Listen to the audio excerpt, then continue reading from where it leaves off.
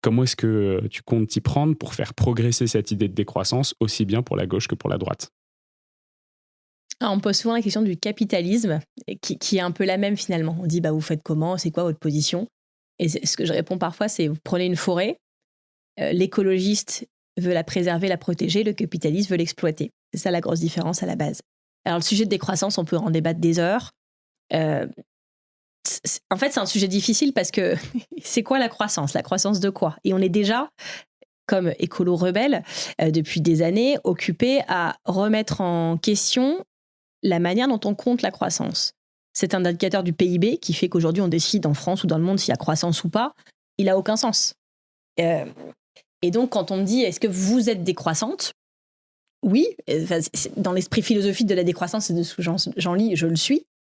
Mais c'est se déterminer par rapport à des indicateurs qu'on conteste. Et donc la vraie question, c'est la croissance de quoi et la décroissance de quoi? Je suis pour la décroissance de la fabrication d'armes.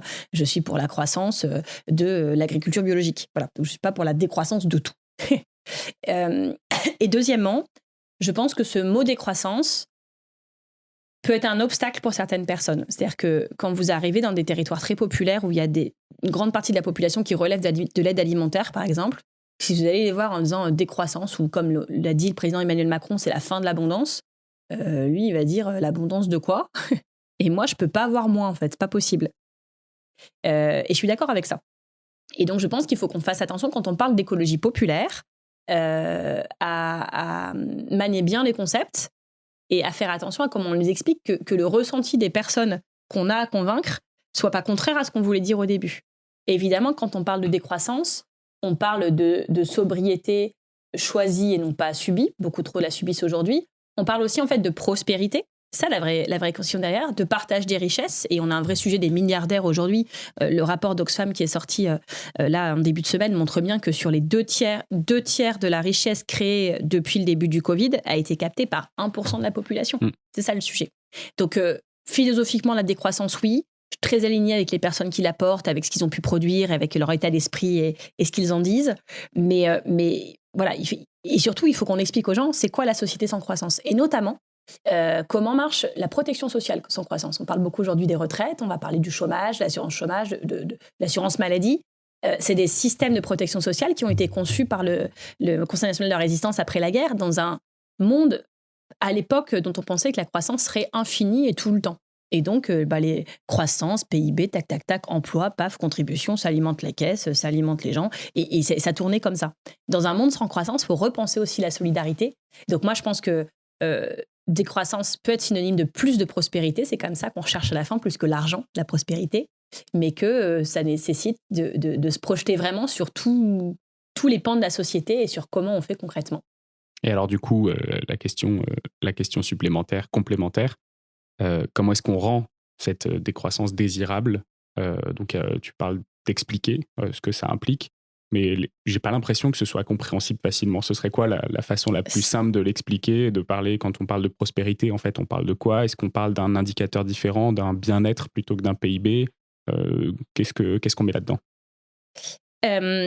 Déjà, si c'était simple, ça se saurait.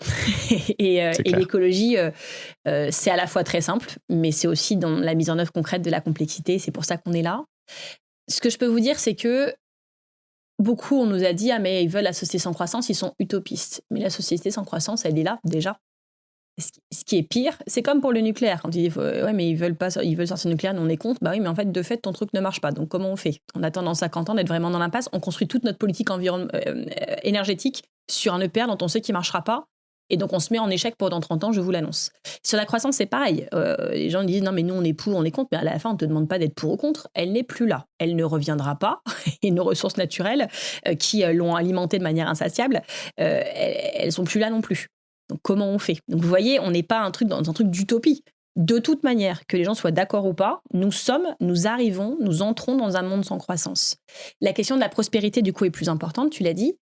Moi, j'ai beaucoup travaillé sur les travaux, par exemple, de Cécile Renoir c'est une religieuse assomptionniste qui est aussi économiste. Il y a un mois. Ah bah j'adore Cécile, elle me faisait un texto ce matin.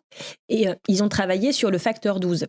C'est-à-dire montrer qu'à un moment, dans une société, on peut concevoir que les gens ils gagnent plus, certains que d'autres, parce qu'ils parce qu'ils décident, certains décident de travailler moins, d'autres plus, de faire plus d'efforts. On peut prendre en compte, même si c'est contestable, le truc de mérite, de talent, d'effort, de tout ce qu'on veut. Elle dit, des écarts de richesse entre 1 à 12, pourquoi pas? Au-delà de 12, c'est pas compréhensible, forcément ça n'a pas de sens. Et ce qu'il démontre et qui est intéressant, c'est que, y compris, on peut se dire, bah oui, bon, ça, ceux qui gagnent moins, ils vont être d'accord, mais ceux qui gagnent plus, ils vont pas être d'accord. Et en réalité, même pour ceux qui sont très en haut de l'échelle, au-delà d'un certain salaire ou d'un certain niveau de vie, c'est pas vrai qu'ils vivent mieux même pour eux. Parce qu'au fond d'eux, le truc d'inégalité, ils voient bien que c'est pas légitime, parce qu'ils se sentent forcément menacés et que plus vous avez peur de perdre, que vous avez peur que vos enfants n'arrivent pas aussi bien que vous ne savez parfois, pardonnez-moi l'expression, mais plus quoi foutre de votre pognon. Et sûrement que c'est des problèmes de riches, mais moi, quand je vois certains ce qu'ils font avec leur pognon, tu te dis, c'est pas possible, en fait. À un moment, ça devient une fuite en avant, et de toute façon, c'est jamais assez. Et à la 22e voiture de sport, est-ce que la 23e te procure vraiment plus de bonheur? Je ne suis pas sûre.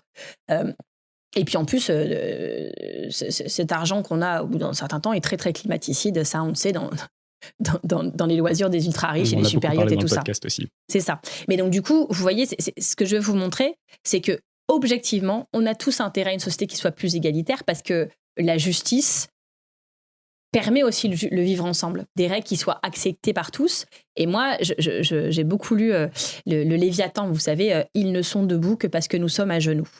Et je me dis souvent, mais il y a une propension à consentir à ce système quand même, tous. Si ce système marche encore, si ces ultra-milliardaires continuent à faire ça, c'est quelque part, tous, chaque jour, on y consent collectivement. Alors peut-être parce qu'on ne sait pas comment faire, peut-être parce qu'on est déprimé, peut-être parce qu'on a intériorisé le système de domination, pour plein d'autres raisons. Mais je pense que cette propension collective à consentir est usée jusque la corde. Et que c'est ce qu'on va voir d'ailleurs dans les semaines qui viennent avec les manifestations retraites, que ça ne tiendra plus.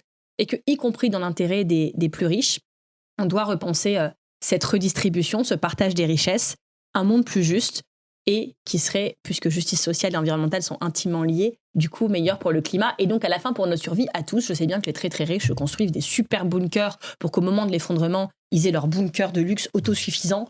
Mais franchement, je pense qu'on a tous intérêt à ce que ce moment n'arrive pas.